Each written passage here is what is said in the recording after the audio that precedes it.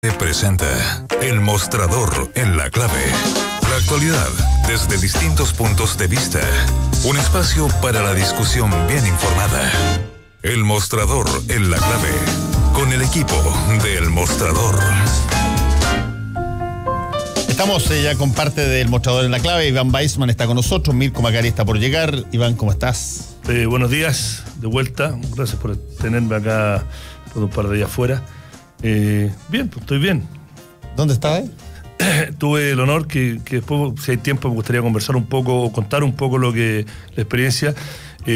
Fui invitado a dar un taller magistral, como lo llaman, a la Fundación del Nuevo Periodismo de Gabriel García Márquez, que fue en Cartagena, Colombia, donde está la fundación.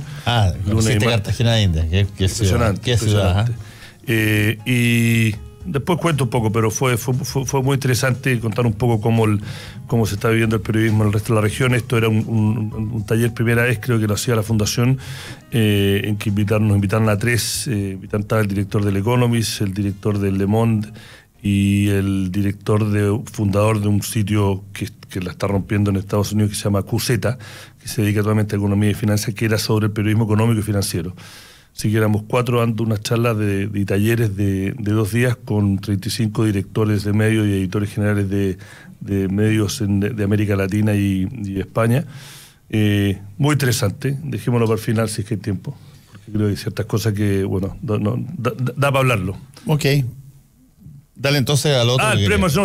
Creo que el tema importante, además que tenemos un auditor un auditor importante, no lo voy a nombrar porque lo conocí en el avión de vuelta y que le conté el programa, y hoy día en la mañana me mandó un WhatsApp diciendo que nos iba a escuchar. Así que este nuevo auditor, él sabe quién es, lo saludamos, ojalá que no lo defraudemos. Dijo que se iba a cambiar de radio para darnos una chance, dijo. Así que se está aburriendo con la que él escuchaba tradicionalmente en la mañana. Pero mira tú. Oye, no, yo creo que un tema importante que pasó un poco viola, se anunció tarde el martes, y yo creo que el martes ya la gente estaba, los que no estaban de vacaciones, que no se habían tomado lunes y martes, miércoles no leyeron mucho los medios, y hoy se dan los detalles. Es la licitación eléctrica, la nueva licitación eléctrica. Hoy se van a anunciar los detalles, pero nuevamente arrasaron las energías renovables no convencionales, solar en particular, eólica, y los precios, el más bajo fue $21 en él, $21 el megawatt. Sin entrar en muchos técnicos, aquí el punto es que mi visión es que si hay un legado económico de un gobierno que ha sido tan criticado por su desempeño en la economía, esa ha sido la revolución energética que impulsaron con un plan de gobierno que impulsó Máximo Pacheco, y que cuando era ministro de Energía, y que continuó Andrés Rebolledo y la Comisión Nacional de Energía, etcétera, que lo veían como, me acuerdo yo, en programas de radios paralelas que tienen programas hasta ahora, que un poco lo ridicularizaron al inicio. Pero recordemos que hace 5 o 6 años el problema más álgido de Chile era la energía. Teníamos los costos más altos del mundo, habían proyectos mineros paralizados o realentados por el alto costo de la minería. Se hacían seminarios de las demandas que hay, y que en Chile no iba a haber suficiente energía, y que era tan cara que nos iba a ser muy poco competitivo con nuestros rivales. Bueno, la cosa es que en 4 años los precios han caído en un 66%, y fue una política de mayor regulación, hizo que hubiera más competencia. Hay que recordar que Máximo Pacheco empezó con un roadshow. Yo me acuerdo de haber escuchado a Diego Hernández, que en ese momento era el gerente general de Antofagasta Minerals, también era los Luxich, antes había sido gerente general de Codelco, y ahora es el gremialista, está en la Sonami, creo, o Cochilco, está en una de estas asociaciones. Y que me acuerdo en un programa de radio él acusó directamente a la eléctrica de tener un cartel. Habían 3 que dominaban casi el 80% del mercado, ¿no? Me acuerdo que Rodrigo Castillo, que es el gerente general o el director ejecutivo de las empresas eléctricas, también en un programa de radio, y creo que lo tuvieron en tolerancia cero, pero no estoy 100% seguro. No estuvo Rodrigo Castillo, tuvo una última mirada recién. No, pero estoy hablando hace 4 o 5 años. Él diciendo que las energías renovables en Chile era una cosa que estaba a muy largo tiempo, que en Europa solo funcionaba por los subsidios y descortaba abiertamente que esta era una opción para bajar los precios en Chile. Bueno, Pacheco empezó con una postura, fue a Europa, dijo acá los márgenes son enormes, vengan a Chile, vengan a apostar a Chile, vengan a las licitaciones. Creó las licitaciones, tampoco quiero entrar muy técnico, pero hizo diferencia. Efectivamente, una de las debilidades aún de la energía renovable es que cuando no hay sol o cuando no hay viento, no hay energía. Y hay periodos de tiempo. Entonces, ¿qué hizo? Él dividió la licitación en horarios. Entonces, ¿qué hizo? Claro, hay un horario de 10 de la mañana a 6 de la tarde, 5 de la tarde, que hay sol. Entonces, ahí pueden echar la solar. Entonces, ¿qué hacían las que son caras, que ya están muriéndose, las de carbón y diésel, las tradicionales, que se ganaban los concursos más caros por la noche, se asocian con una renovable y arman un paquete y el precio promedio bajaba. Llegaron 84 empresas extranjeras en las últimas 3 licitaciones. Y bueno, bajó el precio de $120 a la más baja va a ser 21, el promedio va a estar 40, pero el promedio va a ser un 65% más bajo. El único sector de la economía que ha tenido inversión fuerte en los últimos 3 años ha sido ese. En el norte de Chile se convirtió en el polo donde está el mayor mercado de energías renovables del mundo. La gran mayoría plata es extranjera, el inversionista chileno se metió tarde, Colbún se metió tarde al juego. Y nadie habla de que si matamos Hidroaicén nos vamos a quedar sin energía. Porque, para resumir, este gobierno va a entregar al que viene más energía, más barata y más limpia que hace 4 o 5 años. Bueno, eso nos costaba mucho, pongámoslo, de las formas en que uno podría medir cuáles son las áreas donde se hicieron bien las cosas, donde se hicieron mal las cosas. En el caso del gobierno del expresidente Piñera, hubo áreas en que se hicieron bien las cosas y hubo áreas en que se hicieron extraordinariamente mal las cosas. Cuando tú tienes 5 ministros para un ministerio en 4 años, no se puede pretender que tú tengas una situación extraordinariamente atractiva o interesante o que haya podido funcionar. Y de hecho, el Ministerio de Energía prácticamente no hizo nada. No, la verdad que yo venía llegando, no me acuerdo, no quiero decir. No, yo te puedo contar, fue el ministerio lejos, con más rotación de todos. ¿Más que el de educación incluso? Más que educación. Tuvo 5 ministros en 4 años. O sea, yo me acuerdo del tema Barrancones, del telefonazo, y el tema Hidroaicén, que lo quisieron chitear hasta este gobierno. Y claro, el tema de las peleas que se está judicializando todo, no se pueden armar plantas eléctricas. Bueno, obviamente era un problema que había que ser un poquito creativo, darse cuenta de las tendencias mundiales y la tecnología y ser un poco audaz. Hola, ¿qué tal? ¿Cómo están? Mirko Macari. Buenos días. Y este gobierno es un desastre político porque no es capaz de que eso sea un tema de campaña. No puedo, lo iba a decir. Contrastarlo con lo que fue el gobierno de Piñera, que fue un muy mal gobierno. En materia de energética, pero es que es un tema energético y económico, estoy de acuerdo conmigo. Pero esto es cómo le saca el lustre, o sea, esto debería ser un tema central, porque efectivamente no fue un parche. Chile viene en muchas áreas poniendo muchos parches y lo de Pacheco no fue un parche. Ahora creo que ¿cuál es el diferencial? ¿Por qué se logró eso en esa área y no en otras, como en educación, por ejemplo? Por la persona que elegiste, la persona correcta en el lugar correcto. Es una mezcla poco usual, Pacheco, de altas dotes gerenciales, liderazgo y sentido político. Y quiero decir sentido político, no electoral, porque claramente su peor decisión fue salirse del gobierno para esa aventura al vacío que fue la campaña de Lago, ¿no? Entonces, pastelero a tus pasteles. Chile tiene pocos buenos supergerentes que sean capaces de gestionar proyectos país desde el Estado. Pienso en Máximo Pacheco, pienso en Sergio Vidal, que también fue ministro de Educación, donde simplemente tiró la pelota para el lado, pero por razones políticas, pero tiene la capacidad de hacer cosas. Por ejemplo, Sergio Vidal estuvo en obras públicas también, ¿no? También lo hace muy bien en esa área. Y yo creo que lo que dices, Mirko, tú, tiene que ver un poco con... Y ahí sí, perdona, sí. Y Pacheco concilia la experiencia a lo público-privado, pero ¿cuál es la diferencia? Que fue un gerente de una transnacional. Eso te da un sentido de globalidad, que no tiene necesariamente un gerente que ha hecho toda su vida en Chile. Sí, pero por ejemplo, ahí hay un punto que yo encuentro que es tremendamente interesante. Nadie duda de que en materia energética este gobierno ha hecho cosas realmente notables, como se estaba comentando. Sin embargo, como las cosas no tienen impacto instantáneo, como las cosas tú no las puedes materializar ni ver ya, se diluyen dentro de las cosas que la gente determina pero ya empezaron a caerlo, ya este año empezaron a bajar el precio de lo que uno paga en las cuentas, y a partir de 2020 la baja va a ser notable. Sí, pero no te lo asocia directamente a una cosa en particular. Por ejemplo, yo me acuerdo cuando después vinieron los subsidios de reconstrucción. Y se tomó una decisión en ese entonces que creo que fue bastante polémica. Generó un montón de alto y bajo en el gobierno del expresidente Piñera, porque se emitieron los subsidios. Los subsidios son los subsidios de construcción o reconstrucción, para que alguien lo sinteticemos. Es el último de los papeles que se entrega después de una carpeta completa de antecedentes de que tú eres la persona que puede recibir esos subsidios. Te entregan el último, el final, porque tiene vencimiento el subsidio. Así que después de un determinado número de días tú no has iniciado las obras, se te vence el subsidio. Y por lo tanto te lo entregan al final, después de que tú tienes un montón de cosas. Sin embargo, lo que hizo Magdalena Mate y posteriormente el siguiente, pero mucho más Magdalena Mate, como ministra de Vivienda, es entregar los subsidios al principio, y entonces anunció 250.000 subsidios.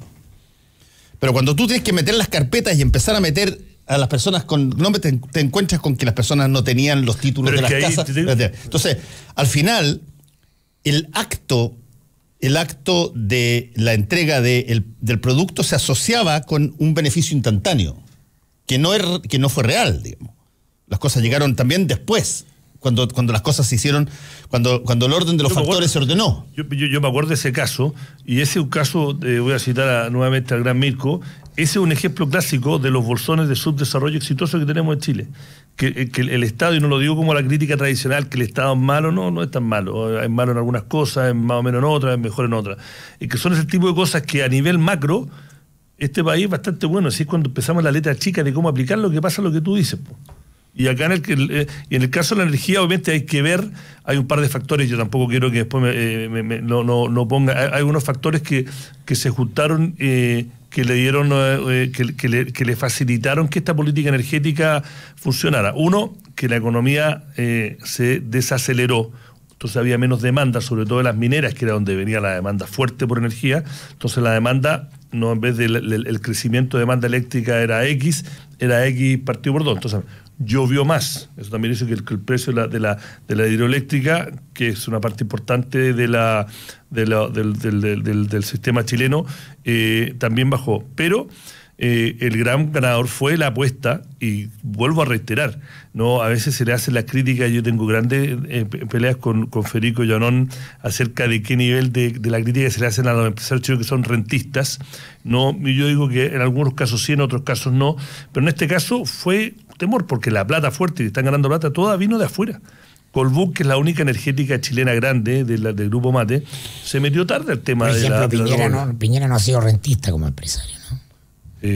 Jugó su primera plata, su primera fortuna la hizo con Banca, no con la tarjeta de crédito, claro. El casinero. No, pero ahí hubo otra gente que no invirtió plata. A mí me parece que es fascinante, va a tener un impacto en la vida de la gente, pero no solo esto se está creando, a diferencia de con la industria minera.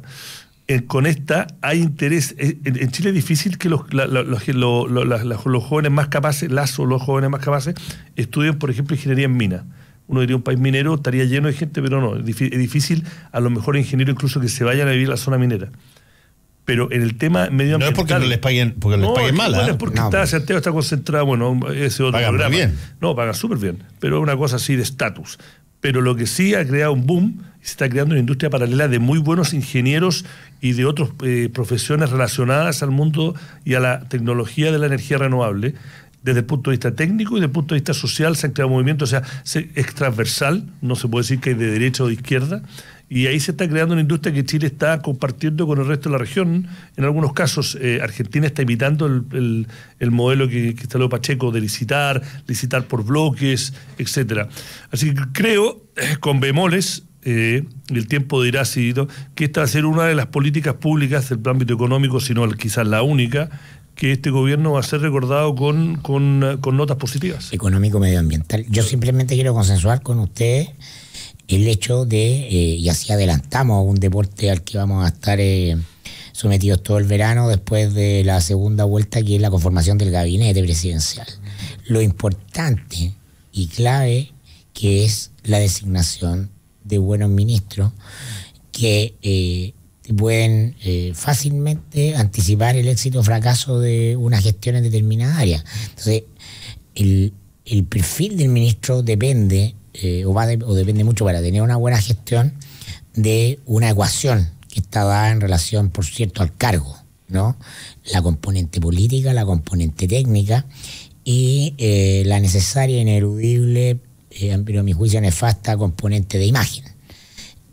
Cuando Michelle Bachelet nombró a Nicolás Izaguirre ministro de Educación, la reforma educacional empezó a ir por mal camino, sino directo al precipicio, porque la capacidad técnica, un tecnócrata a cargo de educación, es un desastre. Un tecnócrata con sentido político y experiencia en alta gerencia real, no simplemente en cargo de directorio, claro, no fue un tremendo acierto en el caso de energía. ¿Ah? Y bueno, podríamos ir... Y el previo, y que hay también darle crédito a esto al ministro Badanier, se llama el ministro de Medio Ambiente, que salió hace un par de años. Pablo Badanier. Él fue un Robin a Batman, o sea, tuvo un rol importante también en todo este proceso. Ahora, convengamos una cosa, porque ya conocemos... Pero hay una leyenda negra de Batman y Robin. Bueno. Convengamos una cosa, porque también hay experiencia que va a ser obvia. Si es que Sebastián Piñera es próximo presidente de Chile, yo creo que en eso vamos a estar todos de acuerdo, en que no va a repetir el mismo error que hizo en el primer gobierno de colocar una, qué sé yo, banda de tecnócratas independientemente de la política. Yo tengo la impresión de que eso está totalmente fuera de cualquier, entre otras cosas porque el aprendizaje fue duro. Pero tú sabes la fábula del escorpión. No me puedes venir a decir acá que cuando cambió a político necesariamente el gobierno mejoró. Porque te voy a poner la gestión de Longueira en el Ministerio de Economía. Te puedo citar el censo y te puedo citar la ley de pesca. Lo que tú quieras. Sí, no estoy diciendo nada en puntual. Lo que estoy diciendo es que solamente el hecho objetivo de nombrar tecnócratas desalineó al gobierno durante prácticamente un año y medio con sus dos partidos. Y fue una cosa bien. Camila Merino en trabajo. Pero eso no lo va a repetir Piñera si es que sale presidente de la República. Va a meter 3 o 4 basas, qué sé yo, de imagen por último, tutelares, para decir personas que eventualmente tengan correspondencia con los partidos que lo van a apoyar. La segunda cosa que creo que sería interesante ver en caso de que no sea él, sino que sea, por ejemplo, Alejandro Guillé o Carolina Goich, las que eventualmente lleguen a la moneda, es que tiene que haber un poco más de lo que estamos conversando, tiene que haber un poco más de personas que son más gestores y conocedores de su sector que netamente, qué sé yo, personas que tienen una característica exclusivamente de político profesional. Y tiene que ser visionario también, porque depende del cargo. Bueno, por eso, pero en lo que yo voy a depende del cargo, depende de la historia. Tiene que tener un poco una mezcla, tiene que tener una visión. En este caso, yo no sé bien, sé que trabajó afuera y que fue exitoso la carrera del ministro Pacheco, pero imagino. O sea, yo haber vivido afuera, yo los últimos años de volver. Me acuerdo que en Europa, el tema, yo decía, él tiene que haber visto cómo en Alemania, que tiene, no sé, un 20% del sol que hay en Chile, ya el 40% de la matriz, con o sin subsidio, es energía renovable, ¿no? Tiene España, que también tiene bastante más sol que Alemania, pero menos que en Chile. Tiene que haber una lógica más allá de los subsidios, ver de qué es lo que están haciendo allá que podemos hacer acá. Yo creo que Piñera ya está cometiendo un error, fíjate, casi una profecía, me puedo pegar un guatazo, pero parte de la negociación con la seguridad con la que la derecha ha enfrentado esta campaña, la seguridad de ganar, tiene que ver con que mucha gente que podría haber ido a la reelección a parlamentario no va por la promesa de que van al gobierno, en el entendido de la conclusión que hace Piñera de que necesita políticos, y políticos con experiencia. Y esos políticos con experiencia, no necesariamente esa experiencia, buena experiencia para administrar un ministerio y para gestionar políticamente una cartera, tienen que ver con haber pasado por el Congreso. El político adquiere una experiencia mediática, un juego con ciertas cosas en ese ámbito, pero por ejemplo Nicolás Monkever, Cristian Monkever no van a la reelección porque están en la promesa de que les toca, de que toca gabinete. Y ahí así Hernán Larraín no va a la reelección porque está en la promesa que toca gabinete. Entonces, ojo también. Y por eso te ponía el ejemplo de Longueira, que político más avesado, un líder de partido, indiscutido, carismático en su sector, pero en economía mira el forro en el que dejó metido al gobierno incluso, ¿no? He tenido la suerte que eso comunicacionalmente está invisibilizado, está submarineado de manera estratégica muy efectiva, pero ese va a ser tema del juicio a Longueira durante el gobierno de Piñera, porque ahí se va a dar, efectivamente, deliberadamente ha sido postergado para que no interfiera en la elección. Ahí va a estar, entonces va a ser muy interesante, porque lo que quiero decir es que no alguien que tenga necesariamente la experiencia política tradicional lo va a hacer bien, depende de la cartera a la que vaya. Eso es muy decisivo, entonces muy caso a caso. Sí, pero en todo caso, hoy día estamos en la guerra de los programas. Te escuché en la mañana con Rosa. Yo lo encuentro bien interesante que los programas sean temas. Es que el ejemplo que tuvimos en este gobierno, mucha gente que no lo leyó o que lo leyó y no creyó, entonces ahora le están dando más atención a los programas. No, los medios le dan una atención, pero a ver, en el caso de ya quedó instalado que no tiene programa. Da lo mismo que lo presente el martes, 2 cuñas desafortunadas, mal manejo de timing y simplemente un arma en la recta final de la campaña para su adversario. Punto, porque efectivamente lo que pueda hacer o no hacer Guille está más o menos esclarecido, tiene una serie de propuestas, están ahí en su página web.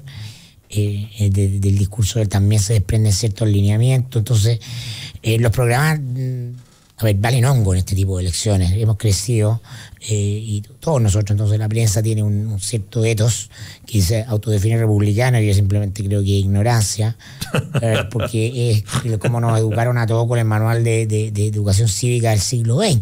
La política hoy día es otra cosa. Iván me regaló un libro, el principal asesor de Macri, ¿no? Entonces es otra cosa, es surfear sobre emociones o sobre sensibilidades, por eso que es mucho más determinante la publicidad, las estrategias comunicacionales que los programas.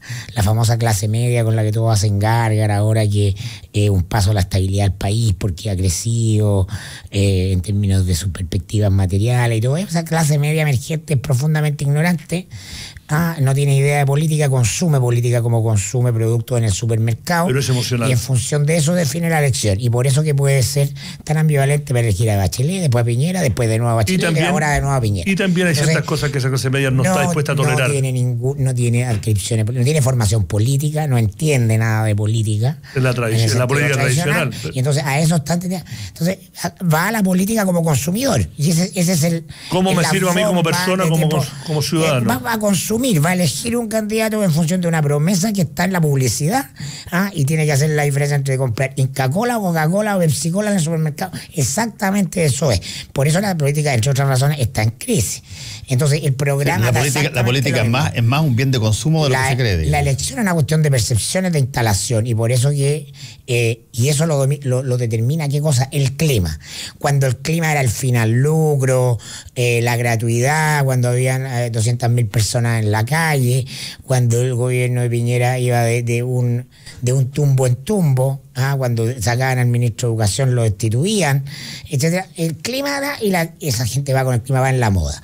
Ahora la derecha instala el clima frente a un gobierno va en la moda, y va siempre en la moda porque no tiene ningún eje articulador político en su formación. Pero déjame que pasó de primera generación con zapatos a comprarse el autito en 90 cuotas puede ser muy elogiable, pero esa es la consecuencia. Pero déjame sumar a eso sin estar en desacuerdo, pero también viene a ver, y sé que esto lo hemos conversado en otros foros contigo, Mirko, que también la vida de la gente pasa por otro lado. O sea, yo esto ahora me invento una cosa. O sea, en una época, cuando estábamos en medio de la Guerra Fría, la agenda de los poderes fácticos era que se iba a acabar el mundo. Sería la Tercera Guerra Mundial, era el comunismo versus el capitalismo, la libertad individual versus el Estado totalitario. La gente como que el partido era más interesante. No vamos al mundial o no al mundial. Ahora, efectivamente, como dice Mirko, en el caso chileno, hay una clase media no vulnerable, pero clase media, como dice, que pasó a lo mejor de no tener zapatos y un colegio mediagua a una cosa que es más estable, y que la vida de la gente no pasa por otro lado.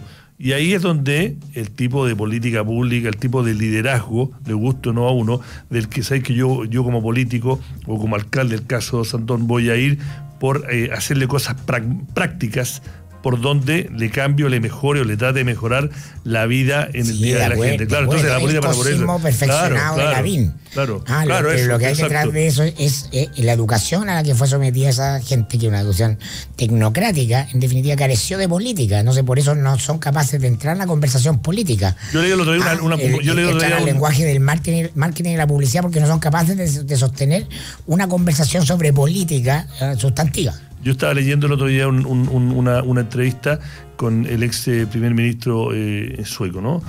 Que fue muy exitoso, con muchas cosas, y él dijo, le preguntan a qué se debe su éxito, y bueno, pero la verdad dijo, más allá que de la historia dirá cuán bien o cuán mal lo hice. Yo creo que una de las cosas que más me dieron impulso para ser reelegido fue mi política en mi segundo año de invertir, no me acuerdo la cifra, en ciclovías, cuando estaba empezando el boom del ciclismo en nuestro país. Y todo el mundo se acuerda de eso de mí. Hacemos un alto y volvemos con el mostrador en la clave. Tenemos todas las miradas y no evadimos ningún tema. Escuchas Combinación Clave por la 92.9. Somos la clave. De lunes a viernes de 7 a 8 de la mañana. Todo lo que hay que saber para empezar bien informado la jornada. Instituto Nacional de Estadística señala que comunas del país con menos población infantil son Providencia, Sierra Gorda y Santiago. Presidente de Estados Unidos Donald Trump exige pena de muerte para atacante en Nueva York. Se dijo aquí, línea 6 del metro contará con un conductor automatizado y la carga de tarjeta VIP será automática. Estamos trabajando en mejorar la calidad de vida de las personas, lo dijo la ministra de Transporte y Telecomunicaciones, Paula Tapia. Diario Clave. Revisión de noticias, datos, servicio y todo lo que necesitas saber para comenzar la jornada bien informado. De lunes a viernes de 7 a 8 de la mañana. Solo por la 92.9. Somos información. Somos la clave. Hora clave. Son las 8:59 minutos. 92.9. Somos como tú. Somos la clave. Hola, soy Fernando Atria, profesor de la Universidad de Chile y candidato a diputado por Las Condes, La Reina, Peñalolén, Vitacura y Lo Barnechea. Al principio nos decían que nadie de izquierda podía ganar en estas comunas, pero al recorrerlas he visto que somos muchos los que buscamos un Chile más humano y solidario, donde las oportunidades no dependan del bolsillo y los derechos no sean un privilegio. Este va a ser un triunfo histórico. Con tu voto podremos construir un Chile pensando en todas y todos. En Las Condes, La Reina, Vitacura, Peñalolén y Lo Barnechea. Vota N72. Fernando Atria, diputado. Para hacer un buen negocio, necesita ser un gran anfitrión. Para organizar un seminario productivo, debe elegir el lugar correcto. Visite Hotel Los Nogales y compruebe que superaremos sus expectativas. 5 salones de hasta 300 personas con equipos audiovisuales, estacionamiento y Wi-Fi de alta calidad. Cotice en hotelnogales.cl o al 223-356958. A 2 cuadras del Metro Estación Los Leones. Hotel Nogales, Los Nogales 741 Providencia. Si tú eres de las que se preocupa de dar lo mejor a tu familia, la que da su receta por Facebook, la que da sin esperar nada a cambio, la que da ideas para el fin de semana, la que da consejos por WhatsApp, la que da orden y malcría, la que da permiso, la que da su hombro, la que da amor, entonces dale Manantial a tu familia, porque darles agua purificada les hace bien. Manantial no contiene cloro, es libre de sodio y es 100% pura. En Manantial despachamos gratis toda la pureza y frescura que merece tu familia. Contáctanos al 600-427-2200 o solicítalo en manantial.com. Manantial es vida. Bótale, Sandri. Amor, te hice un sanguchito y llévate la frazada que va a estar helada hoy día. ¿Por qué tenemos que hacer una fila toda la noche para matricular a nuestro hijo? Guatón, vamos a votar por Jorge Alessandri, diputado, porque él se comprometió a terminar con las tómbolas y que el mérito vuelva a ser lo más importante para la educación de nuestros niños. Claro, la educación no es un juego de azar, es el futuro de nuestro país. Con los niños no se juega. Ñuñoa, Providencia, Santiago, Macul, San Joaquín y La Granja. Vota P89. Atento. Ya está de vuelta tu programa de actualidad y debate más entretenido. Tu opinión nos importa, así es que toma tu lugar en el panel, en @Radio La Clave y comenta. Es tu combinación clave. Estamos en el mostrador en La Clave, estamos con Mirko Macari, estamos con Iván Weissman. Y ya, vamos a otro. ¿Ustedes sacaron una encuesta o no? Encuesta Criteria Research. ¿Y ahí? Es la última que hace Criteria. Y le da una primera vuelta un 39 a Piñera y un 24 a Guillem. A nuestro juicio era como el dato más relevante porque aprovechemos de contarle a los auditores que es lo que hay que mirar esa noche, ¿no? Del 19 de noviembre, la distancia entre el primero y el segundo. Si es que se confirma, como todos los pronósticos lo establecen, que van a ser Piñera y Guillem. La distancia decisiva va a anticipar el resultado de segunda vuelta y en este caso es demoledor, porque 15 puntos es, según todos los técnicos y especialistas, irremontable. Si esa noche la diferencia es de 10 puntos, la centroizquierda aún tiene patria, ¿eh? Pero eso es, ahí está establecida el frame. Yo diría que es casi lo más importante que vamos a tener que ver esa noche, la distancia entre el primero y el segundo. Arriba de 10 y menos de 15 queda en una situación más incierta, pero muy difícil todavía, muy cuesta arriba. 10 o menos es remontable para el segundo. ¿Qué salió ¿Qué salió cuarto al final? ¿Quién viene cuarto en las cifras? Creo que viene Goich. Porque quería lo de Kass, pues el fenómeno de Kass se está reflejando en... No, creo que viene debajo. Sí, viene empatada con no me acuerdo bien, no vi porque me enfoqué justamente en el... Pero esta mañana. Ahí la tiene Fernando, pero lo importante son básicamente las líneas generales que son coincidentes con todas las otras la información, si el número es menos relevante. Pero a eso me gustaría que el auditor le prestara atención esa noche, la diferencia entre el primero y el segundo, que quizás no va a estar en los comentarios de los discursos de esa noche, pero que va a ser la conversación en la trastienda de los comandos, sin lugar a dudas. Eso va a determinar la energía, además, con la que cada comando afronta la segunda vuelta, el clima ambiente, que ya sabemos, lo hemos dicho acá. Una elección depende primeramente del clima en el que se da. Bueno, en la ENADE de hace un par de semanas me encontré con un diputado que sabe mucho del tema electoral, que ha venido a nuestro programa, una conversación en reserva, que él apunta a lo que tú acabas de decir, Mirko, que él dice que si la diferencia es muy grande y no me acuerdo cómo cuantificó esa diferencia, que él apostaba que la participación en segunda vuelta sería mucho menor que en primera vuelta, por lo que tú acabas de decir. Sí, hay que verlo, pues eso es lo bonito de las elecciones, anticiparla. Uno solamente hace un pronóstico aproximado, pero ese día puede ocurrir muchas cosas. Pueden fallar las encuestas también. Y pueden fallar las encuestas. ¿Con qué margen fallan y en qué fallan? Yo creo que va a haber otra elección esa misma noche, que es sobre las encuestas. Bueno, hablando de encuestas, fue tema, después lo vamos a hablar en este taller que mencioné al inicio, de cómo se le dio poco importancia en América Latina, pero que se mencionó en medios de afuera, de que las encuestas en las parlamentarias argentinas fueron las primeras encuestas que predijeron más o menos hasta que funcionaron de las últimas grandes elecciones que uno ha seguido en el mundo los últimos 3-4 años, que ahí las encuestas se prehicieron casi hasta con una coma, las principales, cómo fue el resultado de las parlamentarias en Argentina.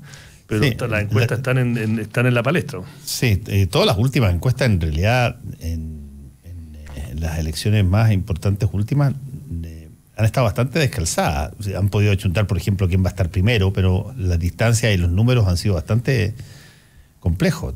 Acuérdate tú lo que pasó en Francia, lo que pasó en mismo Estados Unidos. Pero por ejemplo en Estados Unidos las encuestas Es cierto que los titulares daban ganadora a Hillary, pero también las encuestas mostraban que Trump venía remetiendo desde atrás. Sin duda, entonces venía con un efecto ganador y lo que todos decían es que no le alcanzaba. Claro. Pero hoy día ninguna encuesta está mostrando un repunte de Alejandro Guillet, un atropello, una arremetida en los últimos 100 metros de resultados inciertos. Entonces es muy distinto. Justamente y por eso que yo te destacaba esto, ¿no? Te remarca una distancia muy importante. No es que la distancia entre uno y otro se haya ido disminuyendo, esa distancia se ha mantenido. Exacto.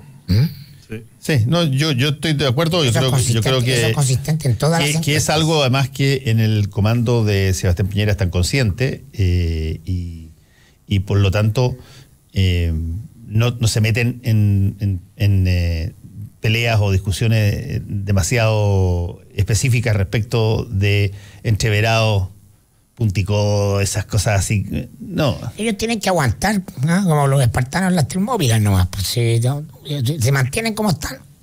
Me gusta que cuando te citamos los griegos en este programa, no deben haber muchos programas de radio. Vamos a hacer un especial clásico, pero así se va a hacer otro programa, tampoco te vamos a invitar. Bueno, con esa camisa. Sí, pues te estás postulando bien, ¿eh? Y mire, oye, el gorro. No sé, está igual que Hannibal Lecter hoy día. Dije que llegó disfrazado de... no te escuché. Sí, pero está muy buen mozo, Iván. Llegó muy buen mozo de Colombia. Sí, Oye, podemos también hablar de la otra cosa que me parece interesante. Es que si bien las encuestas están bastante claras en quiénes pueden pasar, lo que no está tan claro es qué pasa en la izquierda o la centroizquierda en segunda vuelta. Ahí hay una serie de cosas que, creo yo, se han asumido de una manera absolutamente casi conspiratorial antes de tiempo, a mi modo de ver, y por lo tanto los climas no son los mejores, porque tú tienes situaciones como la siguiente. Marco ha llamado desde hace ya unos 3 meses a generar el más amplio frente anti-Piñera.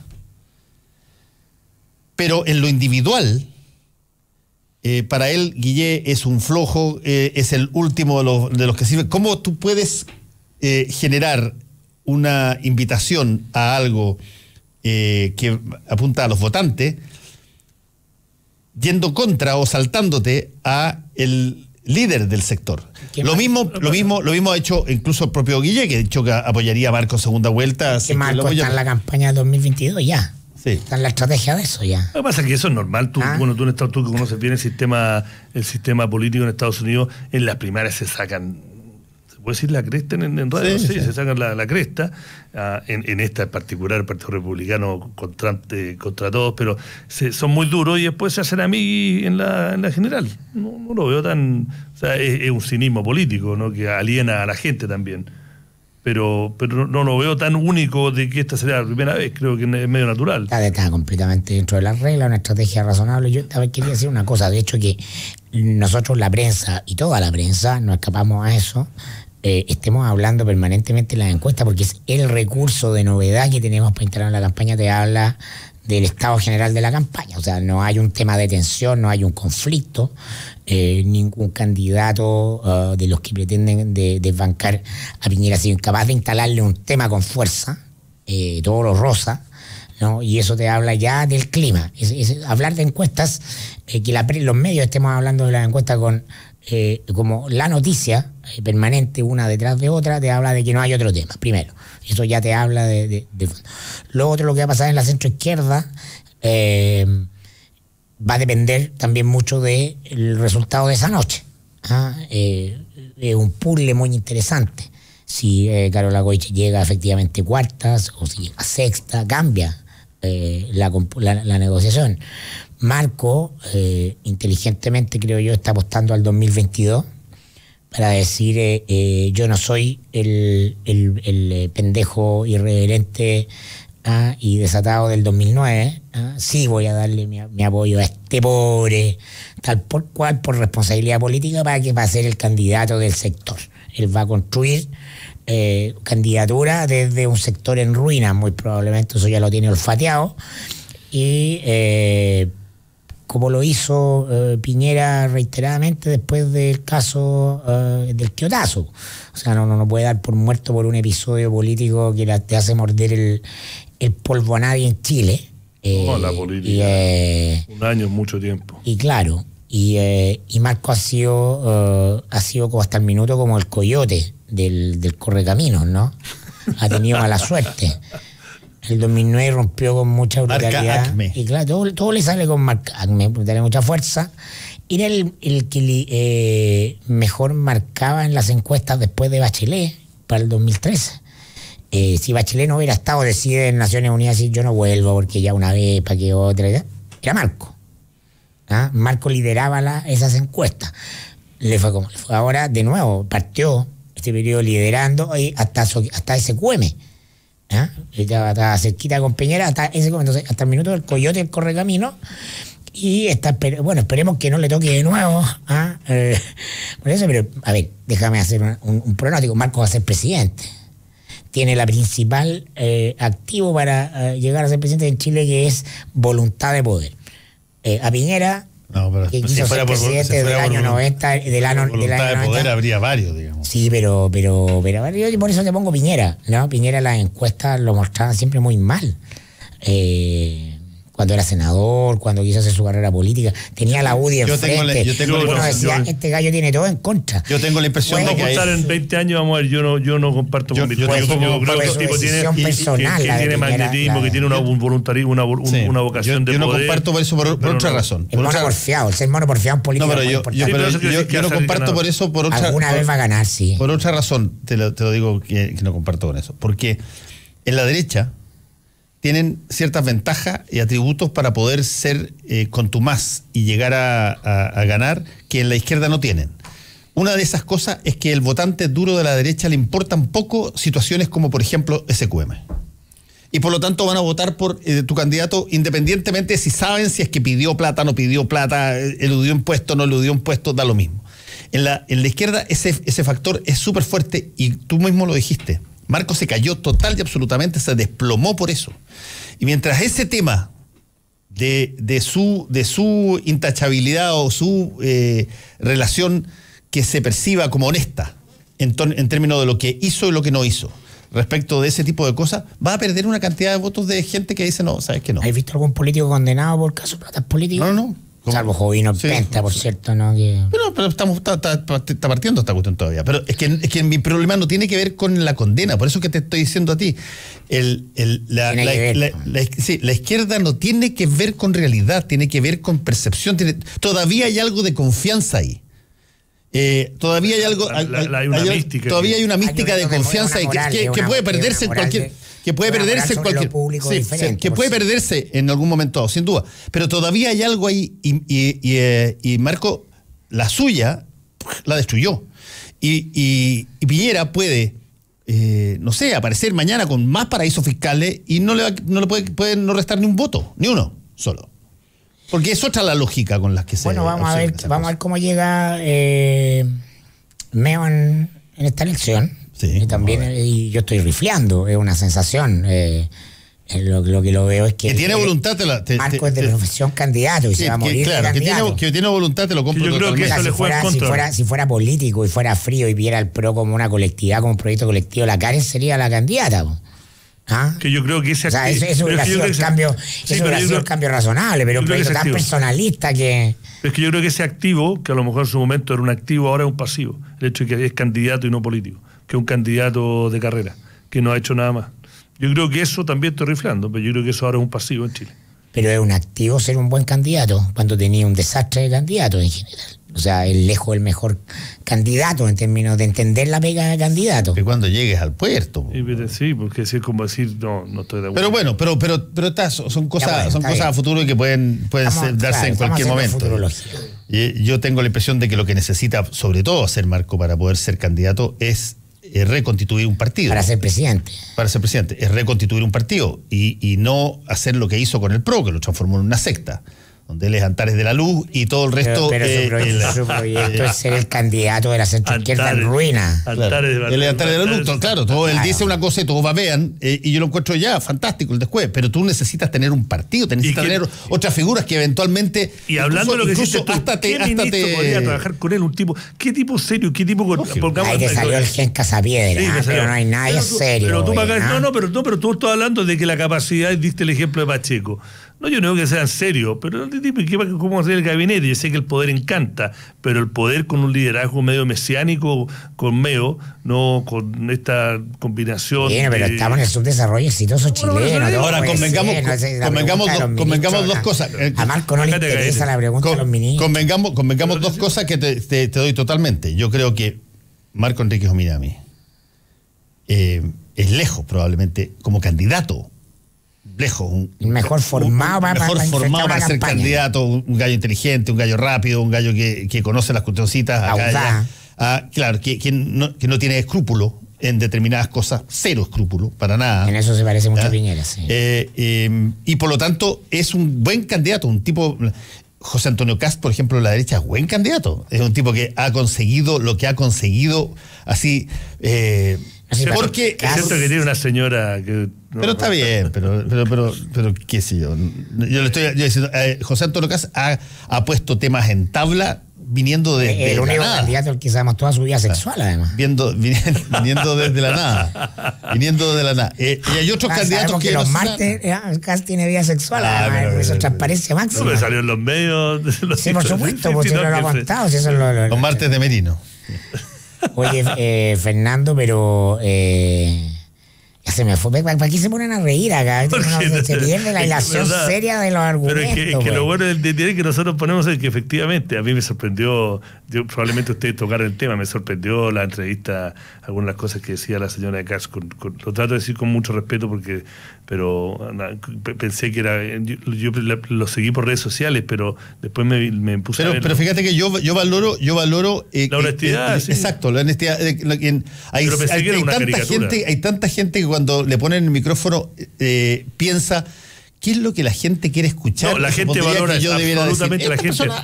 Tal cual lo que piensa, me parece razonable. Ya sé lo que iba a decir. Sí, atentos. Kast queda independiente de su performance en esta elección, queda bien posicionado para la siguiente sin lugar a dudas.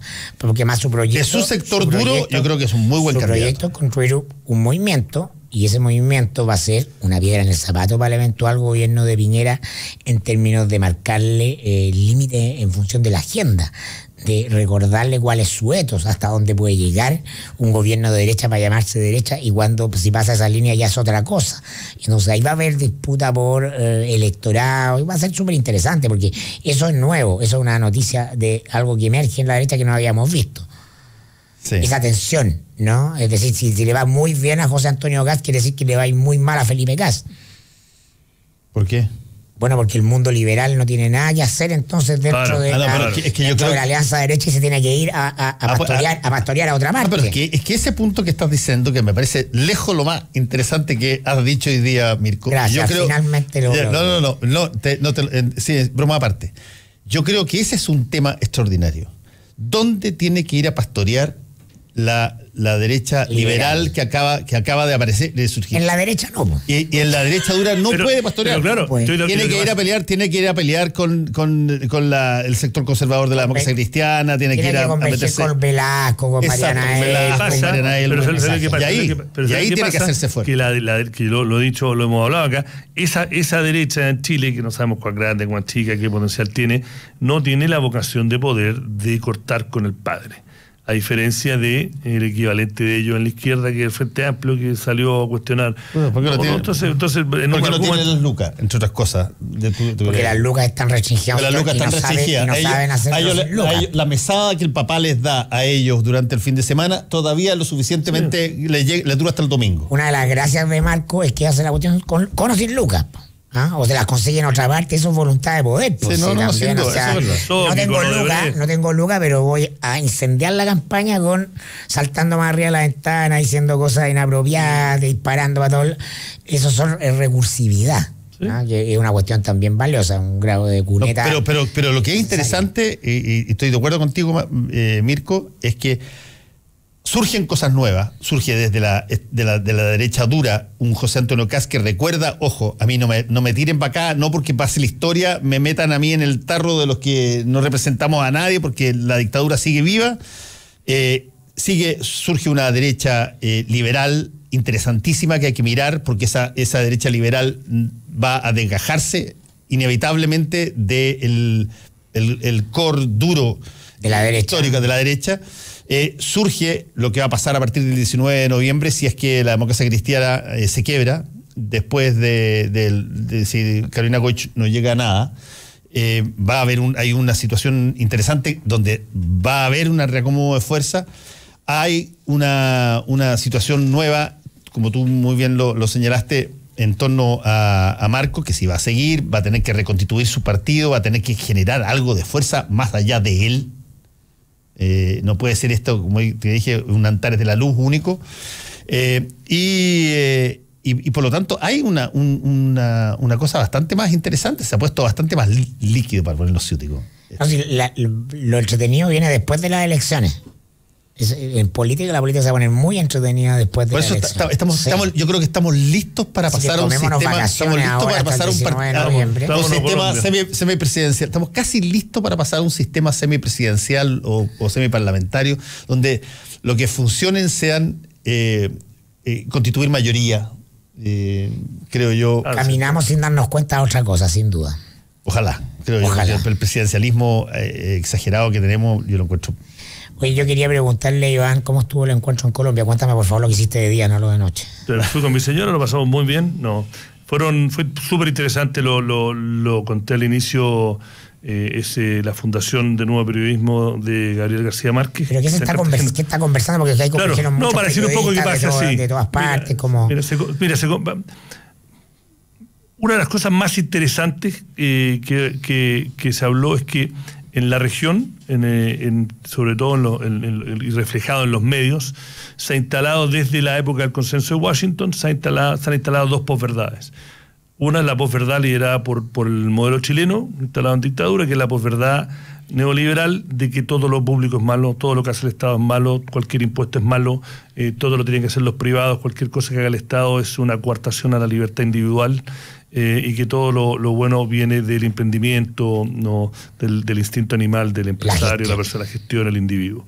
Y la otra posverdad, que se instaló en mayor o menor grado en Argentina, incluso esto viene previo a los Kirchner, se hablaba en Venezuela, existe un poco en Brasil, de la resto de la región, era que todo lo privado es malo. Todos los empresarios son explotadores, todo lo que hace el empresario es maximizar sus bienes y la empresa privada va en contra del bien común, que ese bien común solo lo puede proteger el Estado o un gobierno estatista, corporativista, los sindicatos, y que eso le ha hecho muy mal a la región.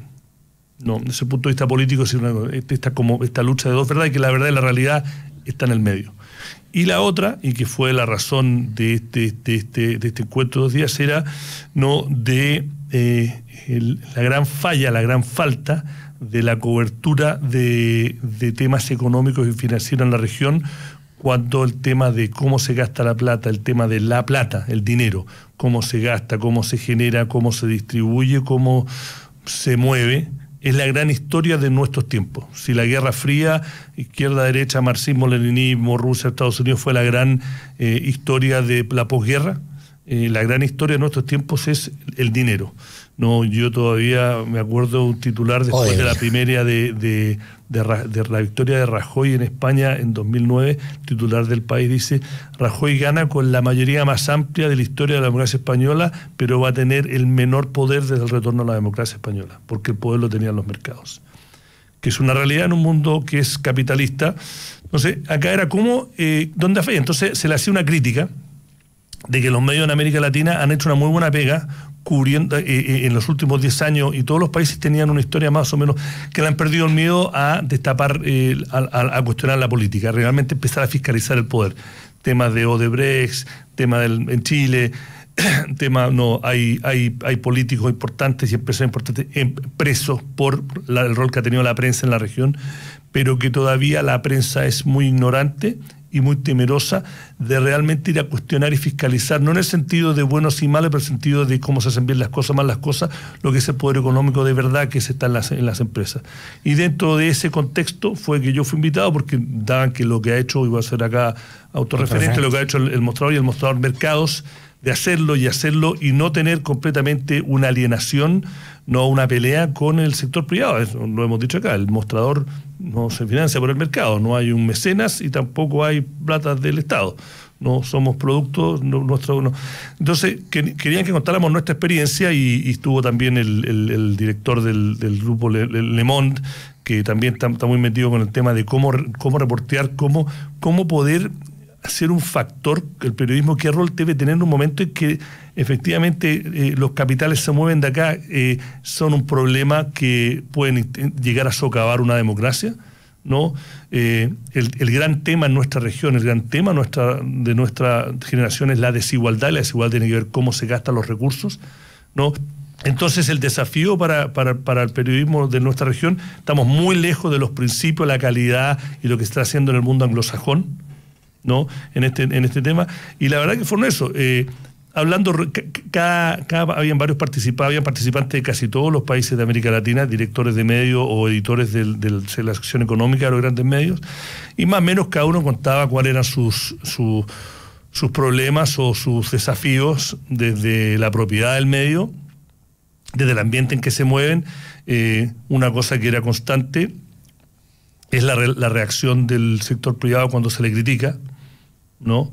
El tema del avisaje, y después mirando un poco más hacia dónde va el negocio propio, completamente ya un dado de que el modelo de negocio va a una parte importante, tiene que ser un modelo pago. Cada medio tiene su propia versión de cómo se monetiza, cuál es la mejor forma, daban ejemplos.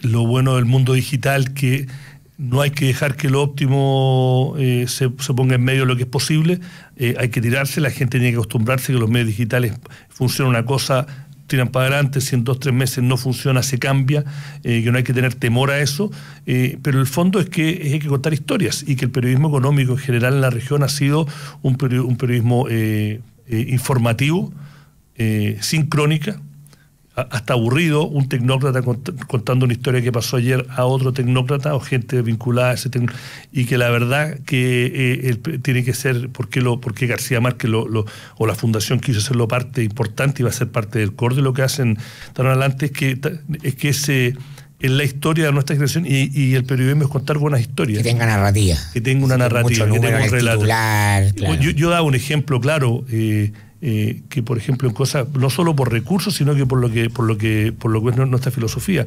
Nosotros en temas que no podemos dar valor agregado o que no creemos que tenemos una mirada diferente, no lo hacemos. O sea, ¿por qué voy a gastar un periodista que me haga un tema del desempleo de ayer? ¿No? Cuando la gente que está metida en ese tema ya lo leyó, se fue a la casa a la sede, sabe lo que fue el gerente de un banco, o sea, da lo mismo, es un dato.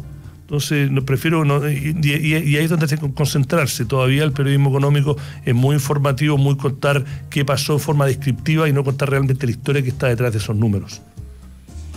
Sí, yo lo único que puedo agregar a eso es que creo que va a haber una corriente muy fuerte que tiene que salir ahora, que empiece a trabajar con grandes volúmenes de datos nuevos, datos objetivos, no lo que sea denominado Big Data, de repente alguna cosa, pero que funcionen con volúmenes de datos que no son los clásicos en términos de periodismo, que básicamente son provistos por personas a las cuales tú entrevistas, o tienes una cantidad de datos hoy día que tienes que chequear, verificar, filtrar, hacer, tabular, cross-tabular para que te llegue. Y te cuento una historia, hay un solo dato que ya escuchamos la musiquita.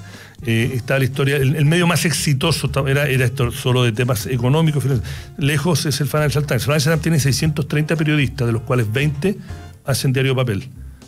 El resto son todo online. Lo que hacen esas 20 personas, escogen lo mejor de lo que está y lo meten al papel. No, 20 de 630.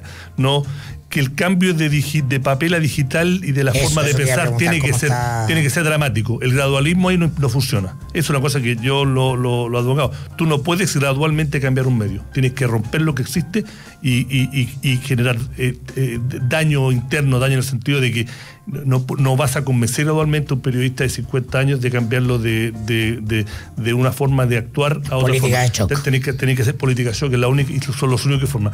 Y en ese sentido, los medios que son nativos digitales tienen una ventaja comparativa enorme. Bueno, tú y yo hemos sido parte del boom y la verdad tenemos esa ventaja todavía, porque hay demasiadas cosas. El diario papel, sobre todo en el mundo económico, no tiene razón de ser de lunes a viernes. No va a seguir existiendo en su nicho el fin de semana. Porque, claro, a las 6, 7, 8 de la tarde, una persona que está en el mundo de economía y finanzas ya sabe todo lo que tiene que saber. Un amigo que es periodista deportivo me dijo, yo cuando tengo que escribir del partido de fútbol, todos mis lectores ya vieron el partido y la repetición 40 veces en ESPN. Y escucharon comentarios. No sé. Yo tengo que escribir una crónica de qué pasó, por qué pasó y hacia dónde va. Y eso es lo mismo un poco en el tema económico, ¿no? Son crónicas. Pero quiero dar un dato que te dice el Financial Times, que es tremendamente exitoso. Financial Times es la versión europea de... No, es europeo, es inglés. Inglés, global. Inglés. Pero tiene una audiencia global, tiene 650.000 suscriptores pagos y en la digitales. competencia que tenía históricamente con The Wall Street Journal ganó, pero por paliza Financial Times.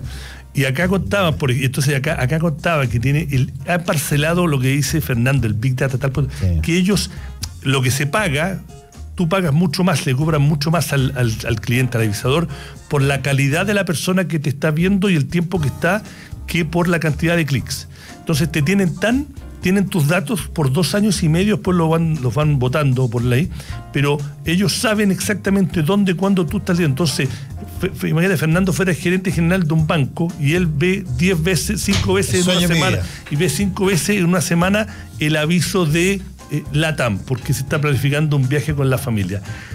El clic, las 10 veces que se metió en LATAM a través del Financial Times, Fernando, le cobran a LATAM 10 veces más que si Juan Pérez, que es cajero de banco, y se metió 20 veces a ver de LATAM, porque está buscando todo. Microfísica de datos, pero... Entonces a LATAM le cobran 10 veces más porque Fernando vio el aviso que el aviso que vio el cajero del banco, igual Fernando es el gerente general.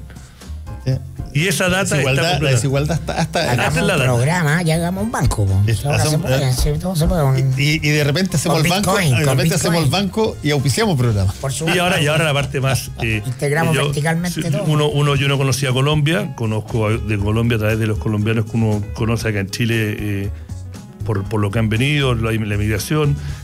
La verdad que son igual o más encantadores en persona, como tiene una calidez humana, desde la persona que te atiende en un café hasta la gente con que nos tuvimos que relacionar, que manejan la fundación de García Márquez. Tenemos que ir. Y desgraciadamente siguen los fallecimientos de personas notables. Murió María Marta Serra Lima, que es una maravillosa cantante y actriz argentina a los 72 años. Y partió la línea 6 del metro, estábamos viendo. Y partió la línea 6 del metro.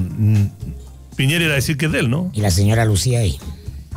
No, pero eso no hay que desear muerte. No, hay que yo no lo deseo, digo el hecho objetivo, ¿no?